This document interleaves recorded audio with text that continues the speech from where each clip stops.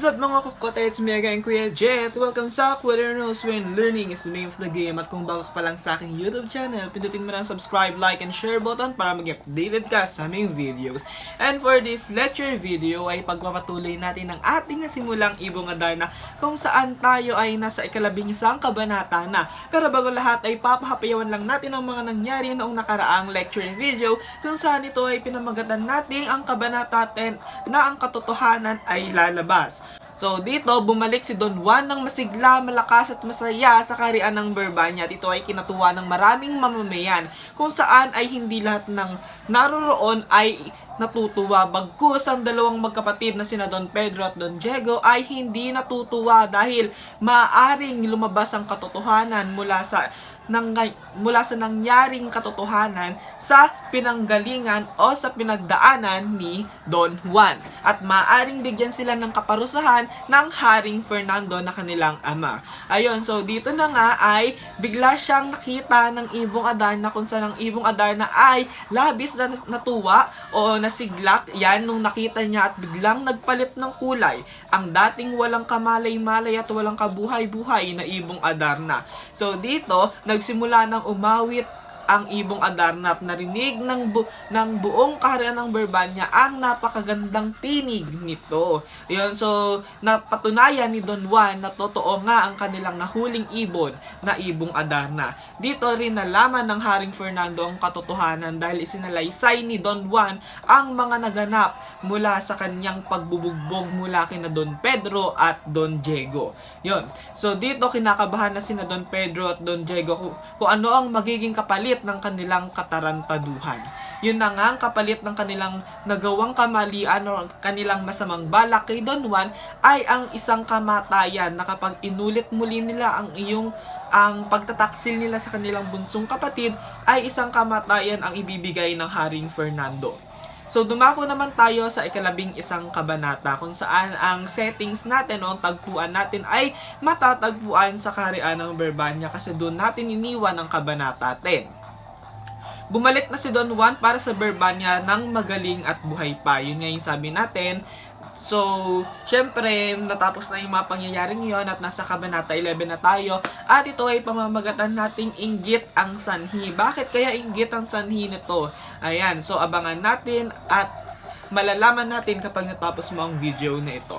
So pagbalik ni Don Juan sa kaharian ng Berbanya pagkatapos pagtaksila ng kanyang dalawang kapatid. Yun nga, nasabi natin yon. So humingi si Don Juan ng kapatawaran kay Don Fernando para kina Don Pedro at Don Diego. Yun na nga, hindi sina Don Pedro at Don Diego ang humingi ng kapatawaran para sa Haring Fernando. Dito pinakita ni Don Juan na kahit na may ginawang masamang balak ang kanyang mga kapatid ay minabuti niya pa rin itong patawarin o hingan ng tawad mula sa Haring Fernando. 'Di ba? Dapat sina Don Pedro at Don Diego yung naglakas loob na humingi ng tawad. 'Yon. Inatasan ni Don Fernando ang mga magkakapatid na bantayan ng Ibong Adarna. So 'yon, napatawad naman ng Haring Fernando ang dalawang nakakatandang kapatid ni Don Juan. Pero sa isang kondisyon, dapat ay bantayan nila ang Ibong Adarna at dapat walang gawing pagtataksil si Don Pedro. Isang gabi pagkatapos bantayan ni Don Pedro ang Ibong Adarna, ginising na niya si Don Juan kahit hindi niya pa oras ng pagbabantay. Yun na nga, may nangyari na namang o may masama na namang binabalak ang ating Don Pedro. Yun. Habang nagbabantay si Don Juan, nakatulog siya at dumating na naman ang dalawang taksil.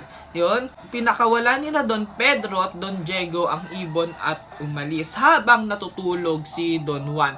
Ganun na nga katindi ang inggit ni Don Pedro mula sa kanyang nakakabatang kapatid na si Don Juan. Si Don Diego naman ay parang nakikisabay lang talaga sa ahon. Wala siyang masamang balak na ipahamak si Don Juan. Siya ay hindi nag-iisip, bagkus siya ay nadadala lamang ng kasamaan ni Don Pedro. Kaya nga hinambing natin siya kay Bernardo Carpio. Yun. So, siya ay nabahala at sinisisi ang sarili si Don Juan nung siya ay nagising na wala ang Ibong Adarna mula sa kanyang pinagbabantayan dahil nga hindi naman talaga niya oras ng pagbabantay pero binulabog siya ni Don Pedro upang pagbantayin sa doon sa Ibong Adarna. Yon. Umalis siya ng Berbanya upang hanapin ang ibon nang wala man lamang paalam mula sa Haring Fernando at Reyna Valeriana na kanyang mga magulang. Kinaumagahan, hindi na nakita ni Don Fernando ang ibon at siya ay agad na nagpatawag ng kanyang mga anak na sina Don Pedro at Don Diego, ngunit hindi sumulpot si Don Juan dahil nga si Don Juan ay nasa labas upang maghanap ng Ibong Adarnang nawawala. Yon. Nagalit siya, tinanong kung sino ang huling nagtanod. Kapag sinabi natin nagtanod, ito ay huling nagbantay sa Ibong Adarna. Yun, nung nagtanong siya, sabi naman ni na Don Pedro, ay si Don Juan daw ang ang naatasan na magbantay noong gabing iyon. Sinabi ng dalawang taksil na si Don Juan at kaagad-agad siyang pinahanap sa dalawa niyang kapatid. So yun na nga, kunyaring naghahanap lang sina Don Pedro at Don Diego, pero ang katotohanan ay wala talaga silang balak na hanapin si Don Juan dahil ginusto nila Don Pedro at Don Diego ang mga nagaganap ngayon sa kasalukuyan. Umabot sila sa kabundukan ng Armenia. Ayun, sa kakahanap nila parang naghahanap lang sila para masabi ng Haring Fernando na naghahanap sila, ganon. Hanggang sa umabot sa kabundukan ng Armenia sina Don Pedro at Don Diego. So dito nagtatapos ang 11 kabanata na pinamagatan nating Inggit ang Sanhi. Ayan, so dito nga pinakita natin na si Don Pedro ay inggit na inggit sa kanyang kabunsong kapatid. At kapag ikaw ay inggit ay gagawa ka ng masamang paraan upang pabagsakin ang nakakalamang sa iyo. So yun ang tinatawag nating crab mentality ng mga Pilipino. So dito naman ng ating mga kababayan o ng ating ilang Pilipino ang crab mentality, kung saan kapag meron ng mga taong nasa taas, ito ay pilit na ibabash or bibigyan ng rason kung bakit ito ay dapat hilahin pababa. Diba ganun yung mga utak talangka natin na kapag pag kinulong mo yung grupo ng mga talangka ay sila ay magpapatong-patong at mag-aakyatan, pero kapag meron ng malapit sa pinakataas, ito ay hihilahin pababa upang sila naman ang makaangat sa pwesto ng kanyang nilalamangan. So ganun din ang nangyari sa tatlong magkakapatid na Don Pedro, Don Diego at Don Juan, kung saan si Don Juan ang nakakalamang at si Don Pedro naman ang naislamangan ng kanyang bunsong kapatid. Dumako naman tayo sa mga mahalagang saknong.